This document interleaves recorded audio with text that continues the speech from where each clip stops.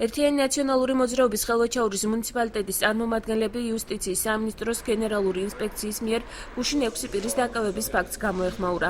მიშა ბოლქვაძის თქმით, ბოლო 1 წლის განმავლობაში ხელვაჩაურის მუნიციპალიტეტში 20-მდე საჯარო მოხელე დააკავეს. ნაციონალური მოძრაობის წევრი ფაქტს მოქმედი ხელისუფლების მხრიდან საჯარო სამსახურებში წამყვან თანამდებობებზე არაკომპეტენტური კადრების დაკომპლექტებით ხსნის. ნაციონალური მოძრაობის ბრალდებას ხელვაჩაურის გამგებელმა უპასუხა. ნადიმ ვარშაინძის თქმით, ყველა პირი, რომელიც გუშინ გენერალურმა ინსპექციამ დააკავა წინა ხელისუფლების მმართველობის დროიდან მუშაობდნენ. რაც შეეხება ახალი კადრების დანიშვნას, მისივე განმარტებით თანამდებობებზე მხოლოდ კომპეტენტური პირები ინიშნებიან. შეგახსენეთ, რომ საქართველოს იუსტიციის სამინისტროს გენერალურმა ინსპექციამ გუშინ ეგრეთ წოდებულ ამზომველების საქმეზე ხელვაჩაურის საჯარო რეესტრის რამდენიმე თანამშრომელი, სოფლის რწმუნებულები, ამზომველი კომპანიის წარმომადგენლები დააკავა. საქმეში სულ 45 პირი ფიგურირებს, რომლებზეც გამოძიება მიმდინარეობს. ფაქტი იმაზე მეტყველებს, რომ ქართულმა ოცნებამ სწორად ვერ შეარჩია ის ადამიანები, ვინც მოიყვანა ხელვაჩაურის მუნიციპალიტეტში აღმასრულებელ ორგანოში და ასევე ადგილებზე თემის რწმუნებულებად.